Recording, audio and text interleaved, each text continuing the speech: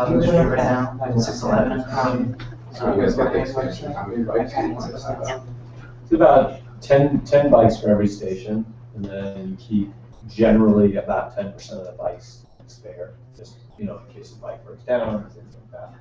This is, I just wanted, this is sort of a good segue. This is an app that this guy, Oliver O'Brien. yeah, he made this costume. He's done it for a bunch of cities now. He's done it for every single city. Yeah, and this is a great little dashboard showing you, it's using this exact same JSON data, right? Yeah, exactly. To pull, populate this map. Stephen, are you going to talk about applications? Yes. Okay, so what Yeah, so Oh yeah, sorry. so good transition. Yeah. Another question? Oh, I was just going to ask you, why was the future stations taken down? Are you guys adjusting the plans already based on what you're seeing, or did you just decide it was too many things on the map? Yes.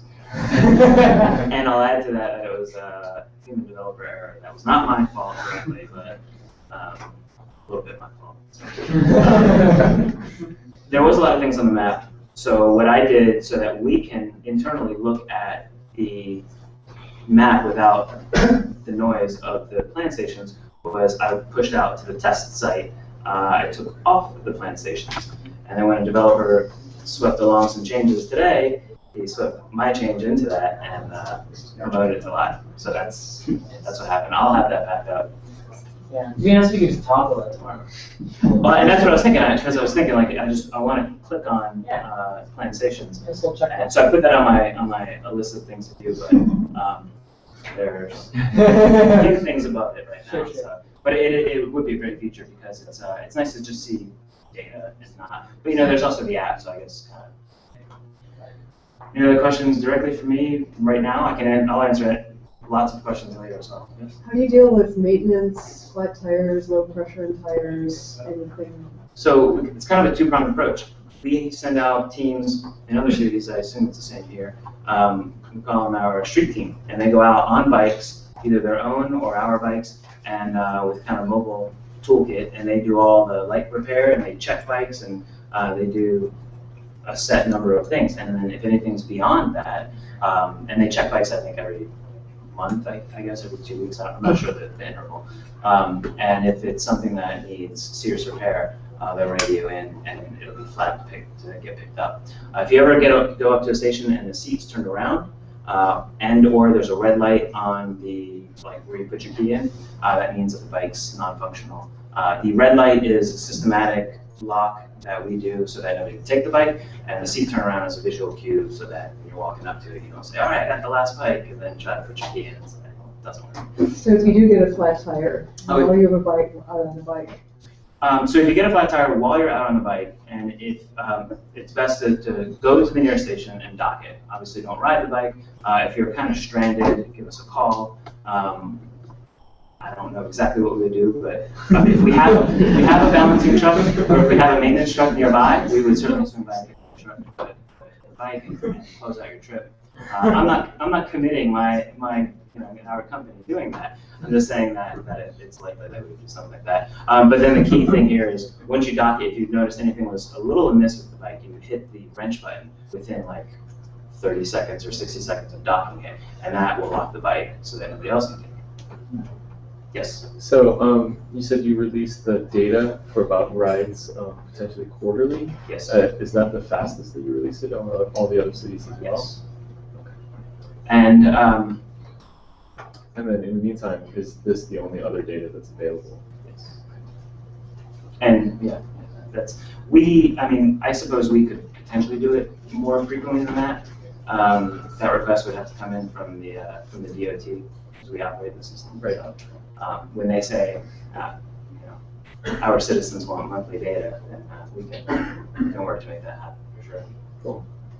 Are you guys going to publish, so you're going to correlate every bike to an ID number in that data set? Are you going to say how often they break down in that data set? So how many times they break down? Good question. Exactly. I believe we report that data to the city, so I believe if they made that data public, we could have it through some kind of city portal. We have not done that directly through any of our independent cities. So, how many people have signed up? the count, you might know this better than me. I think it was. It was, as of yesterday, it was around 1,930. So I'm guessing it's 2,000 today. That's annual members. Yeah, annual members. And then there I are, think about half the users I think the last data I saw was about half the users were 24-hour pass users, or half the trips were 24-hour passes. yeah, About so half were annual. is the 1800 number, I think is, that's not, is that annual number? Is that? So it was 1,927 annual members, the data I got this morning.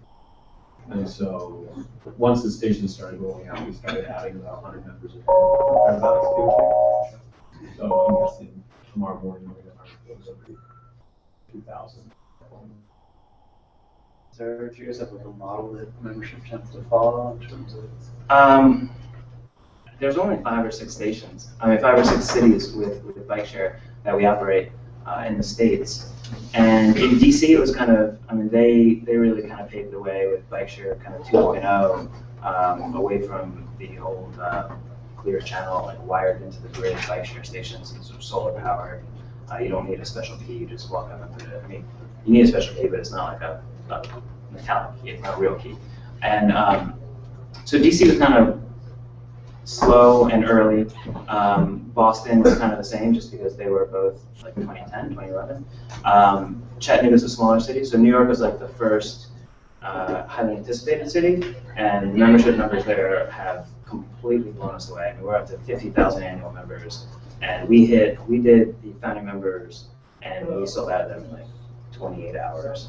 And that's the first 5,000 members. And then we had a huge surge again when we launched the system. I think there's a big impact to that also. It's not necessarily there's city stuff that's going on right now. Population density in Manhattan is 70,000 people per square mile, which is 5 times that of Chicago, and Brooklyn is probably 40,000. But New York's approach of rolling out was really different. They launched all of their stations out at one time. So they had 330 stations on the ground for 4 months. And so people were seeing them everywhere they went. We took a little different approach where we launched with a smaller system. And so people didn't actually see the stations until a week before we launched. And so once we went live and we got up to about 1,200 or 1,300 members within 24 to 36 hours. Oh yeah, your membership went through the roof. Like it just spiked like that, and then it drops, right? And it was like coming along at 9 a day or so, and then stations started going on the ground, and you started seeing membership climb up to where it is now, where it's like 100 a day. I don't know the count, but there are millions of people in City Bike's footprint, and there are considerably less in Chicago's footprint right now. Because and then, folks, and then, of course, exactly, and of course the promotions, and also New Yorkers aren't tolerant people. They're not inherently friendly, so there's lots of bad press, and I guess there's no such thing as bad press. So there was lots of stories, good and bad. So I guess it was just something to focus and complain on, or to focus and promote. So it had some kind of critical passes. No news like bad news. So why don't we move on to our newsman, a resident newsman, and then if people have more questions, sure, please stick around afterwards. Yeah, and then we also have Frank to connect to. Are we actually going to do it? Yeah. Okay. Yeah. So I think some of us are dropping in the mouth again to do later. Okay, well, this will be a good transition. Sounds good. So are you ready?